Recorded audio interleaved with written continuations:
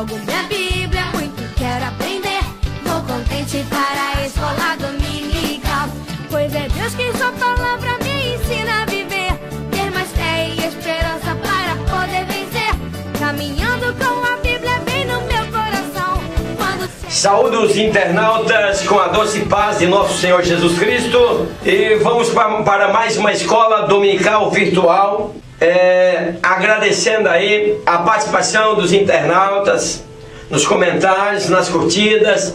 Pedir a vocês que continuem fazendo isso, dizendo a vocês que a lição agora também se encontra ali em PowerPoint no meu site, que o endereço está aí na descrição do vídeo. Ouça esta mensagem e eu volto em um minuto. Acompanhe as aulas dessa escola bíblica dominical virtual deste canal. Receba um certificado de conclusão deste seminário, o chamado de uma nação e o plano divino de redenção, que é uma carga horária de mais ou menos 35 horas. Após 90 dias estudando a revista da escola dominical com temas teológicos relevantes, você não gostaria de ter um certificado exposto publicamente em sua sala, na sua estante, no seu escritório?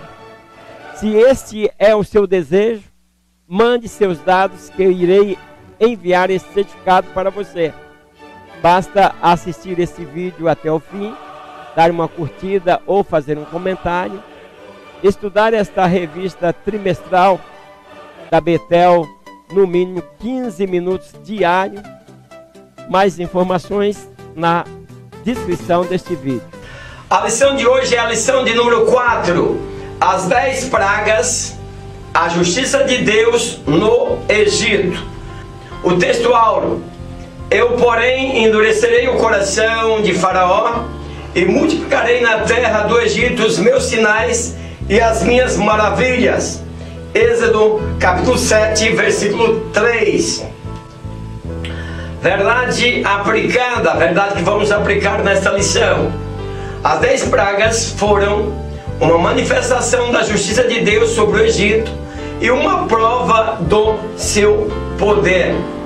A introdução, ela diz o seguinte: diante da obstinação do coração de Faraó, Deus, através de Moisés, seu servo, feriu o Egito com 10 pragas, mostrando que somente ele tem todo o poder e que a última palavra é do Senhor. Vamos aos tópicos da lição: mostrar, analisar e explicar. O objetivo da primeira parte da lição, ponto 1 a 3, mostrar que assim como o Faraó, muitas coisas conspiram contra a vitória do povo de Deus. Então, nesse objetivo desta primeira parte da lição, os prezados professores vão estar mostrando que muitas coisas conspiram para que nós possamos passar por processos que talvez nós não queríamos passar, e muitas coisas conspiram para que Deus possa mostrar como Ele pode abrir a porta para nos abençoar e para fazer maravilhas em nosso meio. O ponto 1, ele diz assim: o conflito com Faraó. Ao retornar ao Egito, Moisés vai ao palácio conversar com Faraó. Nesse diálogo, ele fala em nome do Senhor. Assim diz o Senhor, Deus de Israel: deixa ir o meu povo para que me celebrem a festa no deserto. Êxodo capítulo 5, versículo 1.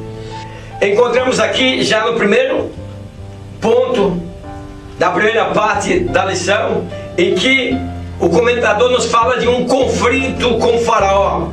Aqui, quando Moisés retorna, Moisés encontra com Faraó, e aí começa-se um conflito em que Deus vai manifestar o seu poder. Essa lição de hoje ela é muito importante, meus queridos, porque nós precisamos procurar entender. Tem muitas coisas na Bíblia que nos parece muito obscuro, mas difícil de entender. E eu sou sempre aquela pessoa que eu gosto de ser realista, meus queridos. Tem coisas que nós chegamos a difícil interpretação. E aqui eu vou abri um comentário sobre o textual. Fiquei com a cabeça nas nuvens ao deparar com este textual, que ele diz o seguinte: eu, porém, endurecerei o coração de Faraó e multiplicarei na terra do Egito meus sinais e as minhas maravilhas. Então, meus queridos, aqui eu fiquei pensando, até gostaria que você não pule parte aí para que você possa entender a minha linha de raciocínio. Como que Deus endureceu o coração de Faraó? Isso é verdade? Ou está escrito em sentido figurado? Faraó um fantoche na mão de Deus? Se foi Deus que endureceu o coração de Faraó, onde está a culpa de Faraó? Vocês estão entendendo, professores? Que tem assuntos que precisamos nos aprofundar para ver que nós possamos, para nós podermos entender, compreender como que, se Deus endurece o coração de Faraó, que culpa Faraó teria sobre esses acontecimentos, sobre estas pragas. Vamos fazer aqui uma reflexão para que nós possamos procurar entender melhor esse endurecimento aí de Deus endurecendo o coração de Faraó. Então nós precisamos compreender que todas as línguas do mundo têm suas expressões idiomáticas. E traduzir essas expressões idiomáticas é complicado. São expressões culturais de cada povo, variando de tempo e época. Então, meus queridos, expressões idiomáticas são porções de frases cujo significado ultrapassa o significado literal das suas partes. O que eu quero dizer é que para traduzir esses textos, nós temos aí essas expressões idiomáticas que elas variam de cultura, de povo, né, tempo, épocas. E aí que fica um pouquinho complicado para nós compreendermos como é que Deus endureceu o coração de Faraó. É isso mesmo, Deus endureceu, Deus quis que o coração de Faraó ficasse petrificado para que não deixasse o povo ir. Porque a Bíblia diz assim, ó, disse o Senhor a Moisés: o coração de Faraó está obstinado, ele não quer deixar o povo ir. Veja bem que agora nós já temos aqui um outro texto em que Deus diz para Moisés que o coração de Faraó está obstinado. Não está dizendo mais que Deus está endurecendo o coração de Faraó, mas que o coração dele está obstinado, quer dizer, obstinado, que não se deixa convencer, inflexível, irredutivo. Então aqui já o próprio Deus diz: Faraó com o coração obstinado. Vamos passar para procuramos compreender, meus queridos. Então, para entendermos essas coisas, nós podemos ver assim, um jovem, um filho nosso, está gripado, né? E ele gosta de tomar banho na chuva. Banho na chuva, para quem está gripado, faz mal. E ele diz para a mãe: mãe, eu posso tomar banho na chuva? A mãe: meu filho, de jeito nenhum, meu filho, você está gripado e faz tudo aquilo e tal. E o filho teima, até que a mãe responde: vai, toma banho na chuva. Então não era isso? A mãe mandou ele tomar banho na chuva? Não é? A expressão da mãe é dizer: vai e toma, tu vai ter as consequências porque tu é teimoso. Eu quero fazer de forma que os irmãos possam entender que Deus endureceu o coração do Faraó, para nós entendermos isso. Então, aquele filho teimou e foi tomar banho na chuva. Mais tarde ele está ardendo em febre, e ele começa a refletir: mas bem que a minha mãe disse para eu não tomar banho na chuva. Eu fico olhando assim essas linguagens idiomáticas, como seria difícil você traduzir do nosso português agora a linguagem nossa. Fazer mais uma referência aqui, eu vou mostrando aí para vocês. A jovem está no período de namoro e ela chega para sua mãe e diz: mãe, eu encontrei um gato, mãe, e agora eu estou com um gato. E aí, mais tarde, aquele moço pisa na bola e aquele gato passa a ser cachorro. Mãe, o meu namorado é um cachorro, mãe. A mãe vai perguntar, ela vai explicar. Depois, mais tarde, ela descobre que o seu namorado não gosta de tomar banho, então passou a ser um porco. Você imagina em outro país, em outra cultura, para um tradutor traduzir essa linguagem idiomática brasileira, que a moça primeiro encontra um gato, depois o gato vira cachorro e esse cachorro vira porco. Quer dizer, comparou o ser humano a 3 animais. Quer dizer, é uma linguagem idiomática. Ela quer dizer que ela encontrou um rapaz. Então, só estou mostrando aí para os irmãos entenderem a dificuldade que teve algumas traduções. Então, não era isso que Deus queria dizer, que Deus endurecia o coração de Faraó. O que Deus está dizendo é que Faraó é tão teimoso, mostrava as consequências, mas ele insistia. Então Deus disse, vai, deixa, né? Teu coração obstinado, deixa, tu vai sentir as consequências. Nós temos mais outra passagem que não vai nos deixar com uma cabeça no ar. Foi quando Moisés veio falar com Faraó, e Arão joga a vara no chão e ela se transforma em cobra, e Faraó manda chamar os sábios e feiticeiros, e também os magos do Egito fizeram a mesma coisa por meio das suas ciências ocultas. Está escrito na Bíblia. Cada um deles jogou ao chão uma vara, e essa se transformaram em serpente, mas a vara de Arão engoliu as varas deles. Êxodo 7, 11 e 12. Então veja bem, meus amigos e meus queridos internautas, maravilhas, vida, que a Bíblia diz que só Deus dá vida. Com encantamento, Satanás vai lá através dos mágicos, né?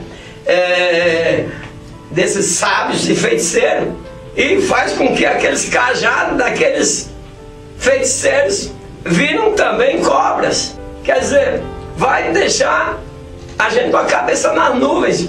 Ou como entender? Deus mostrou o seu poder, Satanás também mostra a sua força.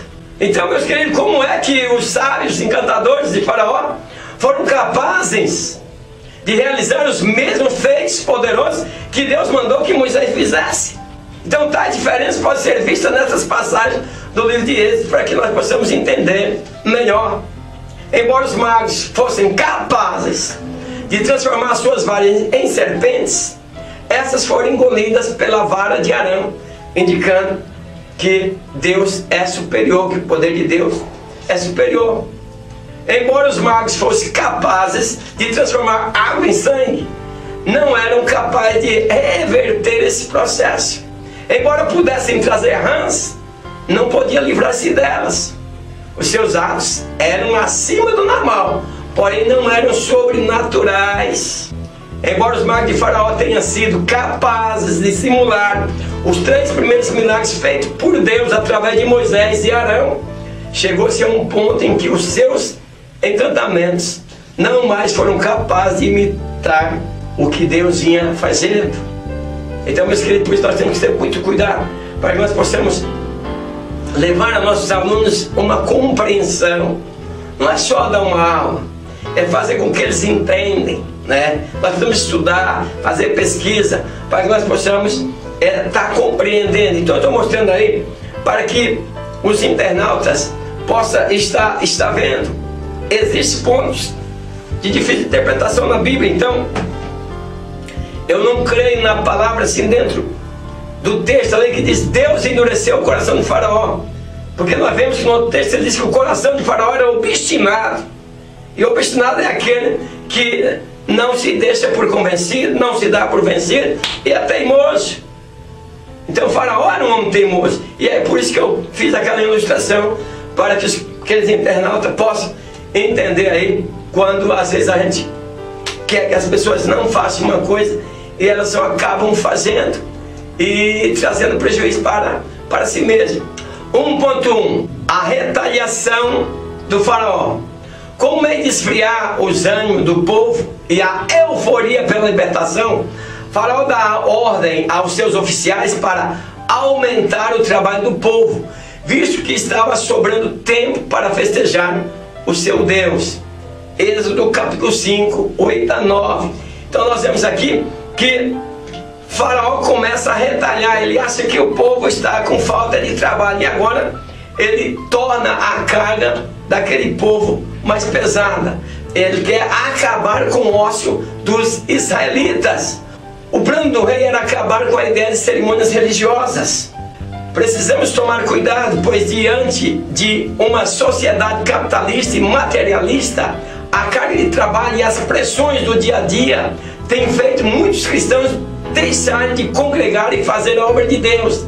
A tática do inimigo não mudou, apenas está com outra roupagem para ludibriar o povo. Então, meus queridos, nós precisamos ter cuidado. Hoje nós não estamos na escravidão do Egito, mas nós podemos estar na escravidão de nossos próprios trabalhos, de nossas empresas, né? E aí faz com que nós não tiramos tempo para servirmos a Deus. Aqui o comentador diz que a tática do inimigo não mudou, apenas está com uma roupagem diferente. 1.2 diz o seguinte: a queixa dos israelitas. Com o aumento do trabalho, da cobrança e dos açoites pelo não cumprimento da tarefa, Faraó coloca o povo contra Moisés.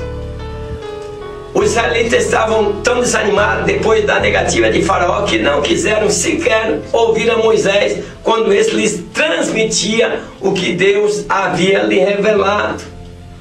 Então, meus queridos, Deus veio para operar as maravilhas com seus sinais, mas aí Faraó aumentou a carga dos israelitas de maneira que eles já não queriam que Moisés mais intercedesse por eles, pois eles começaram a sofrer, né? Foram colocadas cargas pesadas, quer dizer, desanimou o povo. O inimigo trabalha para desanimar.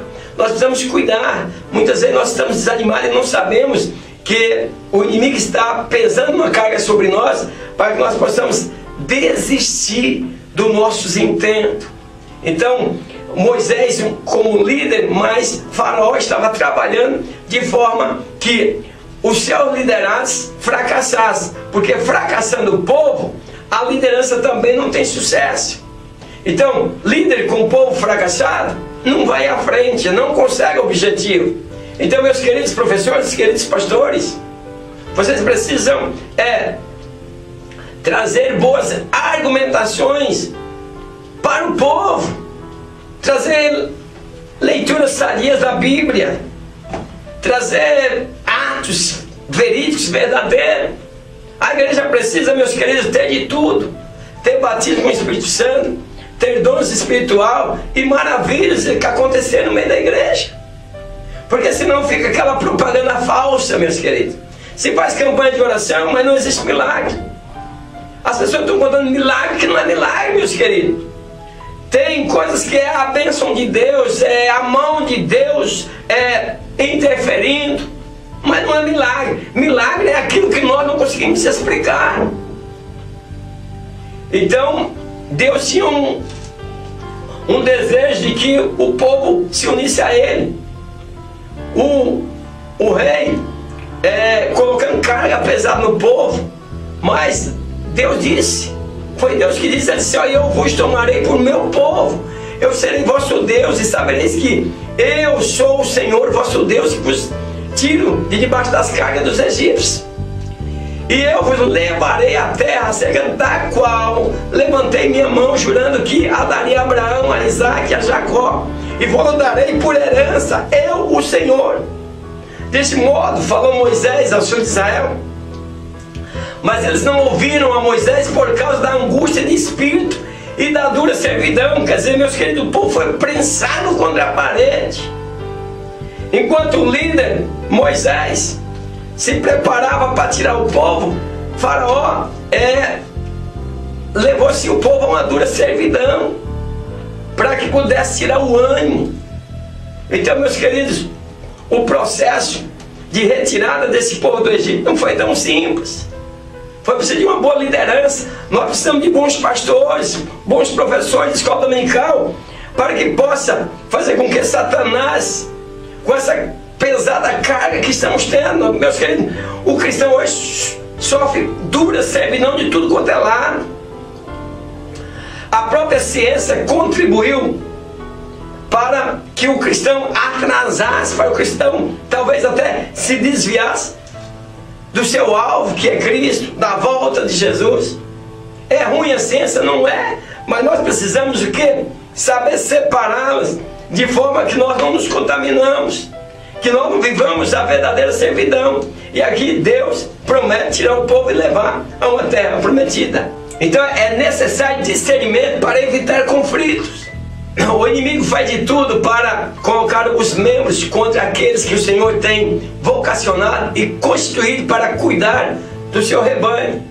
Que Deus nos proteja deste mal. Então, meus queridos, que nós não sejamos usados pelo inimigo para que nós venhamos a ser pedra de tropeço, atrapalho na igreja. Meus queridos, nós precisamos cooperar com a nossa liderança. Da mesma forma é recíproca. A liderança precisa entender que eles precisam trabalhar de maneira que o povo esteja satisfeito, que o povo veja que lá na frente abre-se uma grande porta, um caminho a seguir, um caminho brilhante, uma promessa. Deus aqui promete, através de Moisés, promete uma terra que manda leite e mel. Quer dizer, animar o povo. Esse é o papel de um líder. Então Moisés apresenta as queixas do povo diante de Deus. Então, diante do desânimo do povo, Moisés vai falar com Deus, se sentindo culpado pela situação do povo ter piorado. O líder precisa de apoios.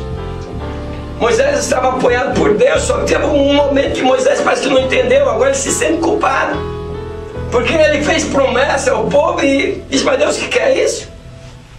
Nós precisamos ter liberdade, meus queridos, para falar com Deus. Pastores, professores, vocês precisam, quando as coisas estão fracassadas, perguntar para Deus por quê. Eu vejo as pessoas pegam cultos, né? Dirigem cultos na igreja e o culto vai fracassando e elas não se dão conta e deixam que o povo diminuindo. Quantos pastores são trocados na hora que o caos se instala? Então nós precisamos, meus queridos, ser como Moisés, ter intimidade com Deus. Vamos perguntar para Deus: mas Deus, tu não disse que faria assim, por que aconteceu? Então, tornando-se Moisés ao Senhor, diz: Senhor, por que fizeste mal a este povo? Por que me enviaste? Porque desde que apresentei a Faraó para falar em teu nome, ele maltratou este povo, e de nenhuma sorte livraste o teu povo. Você reclama com Deus, meus queridos. Tem hora que nós precisamos colocar a nossa vida no altar da oração. E quando os problemas estão acontecendo, diz: mas Deus, por que isso está acontecendo? Às vezes você pode perguntar assim. Às vezes nós dizemos: não pergunto por quê, pergunto para quê. Que Deus tudo traz uma solução na nossa vida. Mas Moisés chegou a Deus e disse: olha, eu sou um líder, tu me pôs para liderar esse povo. E agora, desde quando eu vim trazer esta palavra de libertação para o povo, as coisas só pioraram. Então Deus lembra a Moisés a promessa feita aos patriarcas. Menciona que se revelou a Abraão como Deus Todo-Poderoso. No hebraico é o Shaddai, que é o Deus que é suficiente, onipotente, aquele que é autossuficiente, significando que Deus pode cumprir todas as suas promessas. Então Deus se revela de uma maneira tremenda e eficaz. Diante dos problemas da vida, não podemos nos desesperar, mas apresentar a Deus a nossa necessidade, esperar, pois nos momentos de desestreva, Deus está ali, meus queridos, para nos ajudar, para nos abençoar. Deus se revela de uma maneira tremenda e eficaz. Então nós precisamos ter essas experiências na vida, meus queridos. Deus se revela a Moisés e faz ele lembrar a promessa que fez a Abraão, Isaac e Jacó. Objetivo da segunda parte da lição 1-3: analisar as pragas que vieram sobre o Egito e o objetivo de cada uma. 2. A realidade das pragas. As pragas vêm sobre o Egito em resposta ao endurecimento do coração de Faraó e ao clamor de 400 anos de escravidão. As 10 pragas foram sinais divinos de demonstração que o Senhor é Deus Supremo. É muito tempo, meus queridos, muito tempo de escravidão. Então nós precisamos se libertar. Nós vivemos num tempo também de escravidão. Nós somos escravos de tantas coisas. E aí o que acontece? Nós não conseguimos servir a Deus com alegria. O 2.1 diz o efeito e as características das 3 primeiras pragas. As primeiras pragas tornou-se as águas do Egito em sangue. Essa praga atacou diretamente os deuses egípcios, Hapi, responsável pelas inundações do Nilo, que trazia grande prosperidade, como os mágicos e encantadores do Egito imitaram. O coração do faraó continua endurecido. Então, meus queridos, Deus vem mostrando seu poder ao Egito. O Egito tornou-se um povo muito idólatra, crendo em vários deuses. E aí Deus vem mostrando o fracasso de cada deus do Egito. O deus rei aqui, o deus do Nilo, então não foi capaz de mudar a situação. É interessante que os magos iam imitando, como eu disse, porém os magos do Egito também fizeram o mesmo com os seus encantamentos, de modo que o coração do faraó se endureceu e não os ouviu, como o Senhor tinha dito. Foi lá transformar também água em sangue. O diabo é tremendo, ele faz muitas coisas erradas com milagres enganosos. Não é os milagres verdadeiros, são milagres falsificados por Satanás, que a Bíblia diz que ele pode fazer até descer fogo do céu. A segunda praga incomodou a Faraó, pois a terra ficou infestada de rãs, que para os egípcios tinha uma conexão muito forte com o deus rei, de novo, que ajudava as mulheres no parto. Então, as rãs que era bênção tornaram-se maldição. Quer dizer, Deus vai mudando as coisas. E em terceiro, os magos foram lá também, fizeram aparecer rãs, só que não foram capazes de tirá-las do meio do povo. A terceira praga, infestação de piolho. Interessante que os piolhos saíram do pó da terra. Isso porque o pó da terra era considerado sagrado no Egito. Sabendo disso, Deus mostra que ele era maior do que o solo sagrado egípcio. Então, toda aquelas idolatrias ia caindo por terra. Quando nós aceitamos a Cristo, meus queridos, toda essa idolatria que nós servíamos antes, nós vemos que vai caindo por terra. Então, meus queridos, é problemático nós obedecermos a Deus, ficar crendo em coisas que Deus desaprova. 2.2, as pragas que causaram dor. Agora nós vamos vir para uma parte das pragas que causa sofrimento, que causa dor. Então a praga das moscas empecilhou todo o Egito. Com esta praga, mais uma rodada de negociação foi aberta entre Faraó e Moisés, mas o coração do rei continuou endurecido. Então, meus queridos, cada mosca, elas carregam muitas bactérias que traz várias doenças. Então cada mosca carrega cerca de 300 tipos de bactérias. Então isso causou dor, causou sofrimento, não só nos homens, mas também nos animais. A peste nos animais, a quinta praga foi a peste nos animais, ocasião em que muito gado foi dizimado. Aqui Deus destrona a divindade egípcia, Amon, responsável por proteger o rebanho no Egito. Porém, na terra de Gósen, onde estavam os israelitas, nada aconteceu. Não houve perda nenhuma. Esse sinal ainda não foi suficiente para amolecer o coração de Faraó. A sexta praga, a praga da úlcera. A sexta praga atingiu os habitantes do Egito com úlcera. O idioma hebraico descreve essas úlceras como erupções inflamadas que se abriam e assim escorria pus pela pele. Então, meus queridos, não foi fácil a situação do povo. Agora, as pragas atingiam homens e animais. Então, o povo passava por um grande sofrimento. Mesmo assim, o rei continuava na sua obstinação, não deixando o povo sair. Então, a quinta praga foi a peste nos animais, ocasião em que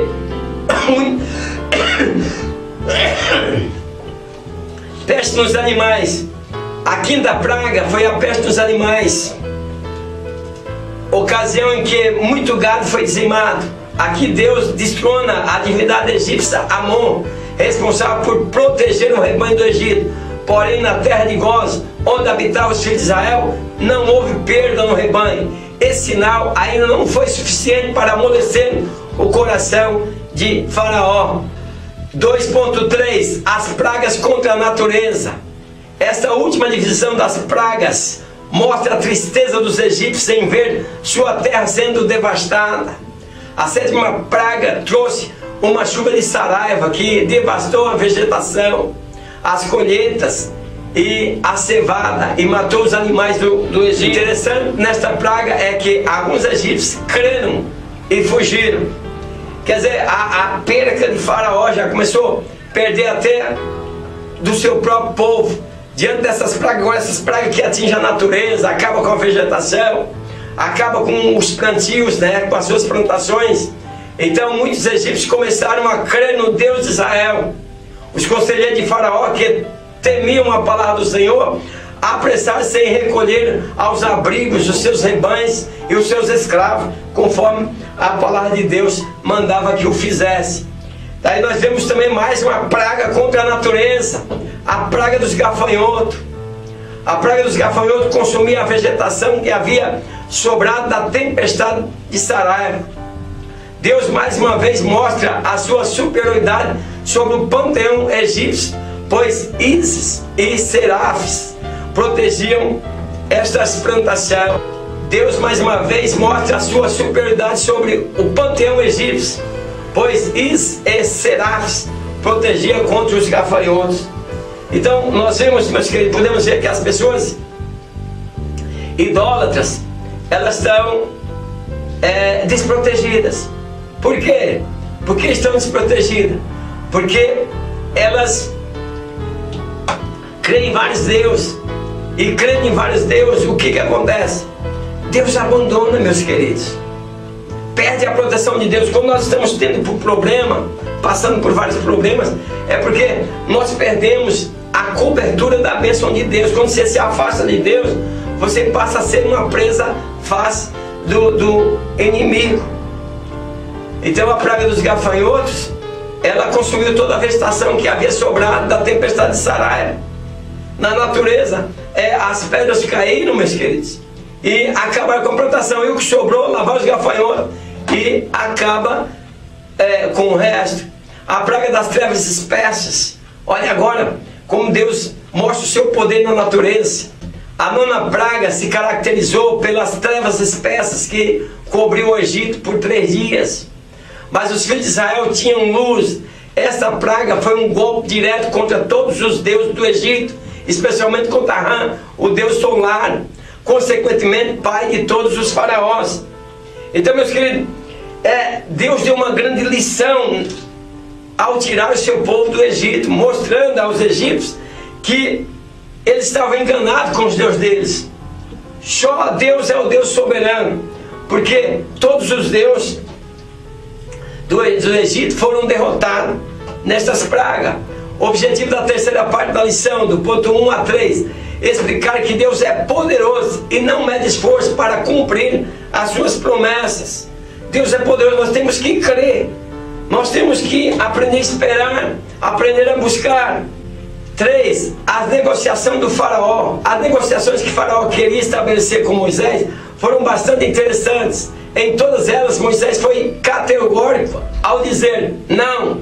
Em sua última fala com o faraó, ele diz: nenhuma unha ficará. Êxodo 10, 26. Meus queridos, era Deus. E faraó estava aí lutando contra Deus, e ele queria impor as suas condições. Nós não podemos impor nossas condições para Deus. Tem pessoas que dizem: olha, se tu não curar meu filho, eu não vou te servir mais.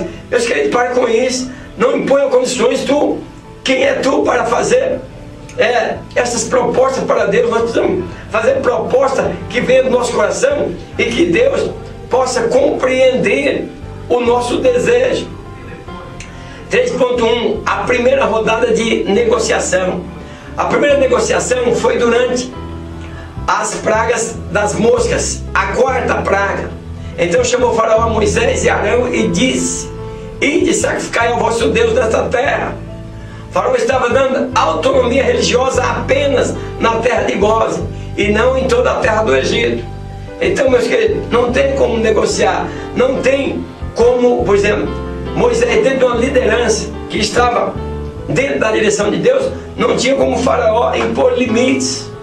Nós temos que adorar a Deus, oferecer sacrifício a Deus no lugar certo, não aonde o inimigo de Deus quer nos colocar. No nosso relacionamento com Deus, não podemos abrir exceções em nossa vida cristã. Aparentemente a proposta parecia ser boa, mas não era, além de continuar em um regime de escravidão. O povo não se separaria exclusivamente para Deus. Então, meus queridos, o nosso relacionamento com Deus não pode abrir exceções em nossa vida cristã. E aí, por isso nós estamos vendo agora uma mistura, né? Um evangelho que muitas vezes está dando vergonha, serve de escândalo, em vez de servir de bem, serve de escândalo. Por causa das exceções que são abertas, né? Um evangelho idólatra, as pessoas com tantos e tantos amuletos e dizendo ser cristão. Isso faz com que tire-se a graça de Deus. Faraó ofereceu uma segunda proposta. Então disse Faraó: deixar-vos-eis ir, para que sacrifiqueis ao Senhor vosso Deus no deserto. Somente que indo não vades longe, orai por mim. Faraó agora já pede oração, mas ainda quer interferir naquilo que Deus tem para o seu povo. A libertação deve ser completa e radical. Infelizmente, muitos cristãos e igrejas estão pagando um preço alto pelas concessões permitidas em sua doutrina, liturgia e espiritualidade. Então, meus queridos, as igrejas, muitas igrejas e muitos cristãos estão padecendo. Por quê? Porque a libertação está parcial e isso não agrada a Deus. E aí, quando falamos em doutrina, que infelizmente muitas igrejas estão pagando um alto preço, nós queremos que o pastor seja enérgico. Meus queridos, não é a energia do pastor, é a palavra de Deus que muda, é a palavra de Deus que convence. O que está faltando é a palavra pura. A verdadeira doutrina é a palavra pura. Não é aqueles líderes que eles colocam suas doutrinas e querem fazer o povo passar por baixo daquilo à força ou de qualquer maneira, senão vai excluir da igreja. Meus queridos, sem a palavra de Deus, nós não conseguimos essa libertação completa e radical. 3.3, a terceira opção. Em Êxodo 10, 8 e 11, vemos Faraó dando permissão apenas para os homens saírem. Os demais teriam que ficar no Egito. Enquanto a proposta do rei era a libertação parcial do povo e de modo temporário, Moisés exigia a evacuação total e permanente do povo de Israel. Moisés estava trabalhando na direção de Deus. Nós vamos sair todos. Nós temos que ter, meus queridos, essa convicção. Nós temos que buscar agregar na nossa família para servir a Deus. Que ninguém fique de lado, que ninguém sirva a outro Deus. Fazer como Josué disse: olha, vocês façam a escolha, porque eu, porém, e a minha casa já escolhemos. Nós vamos servir ao Senhor.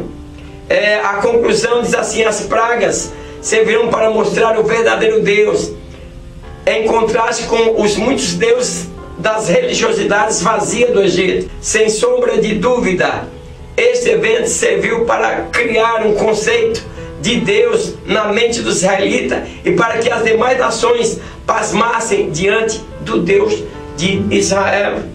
Então, meus queridos, nós precisamos viver isso, né? Para que serviu a vinda de Jesus? Para nos dar liberdade. Então, essa conclusão nós precisamos trazer para a nossa vida e nós tirar lições dessas pragas do Egito, em que Deus mostrou ao povo que Ele era o verdadeiro Deus e que nós não precisamos viver adorando esses amontoados de deuses pagões para querer receber bênção. Não vamos receber bênção. Deus não admite essas coisas. Quero agradecer a todos os internautas e até a próxima Escola Dominical Virtual, na paz do Senhor. Amém.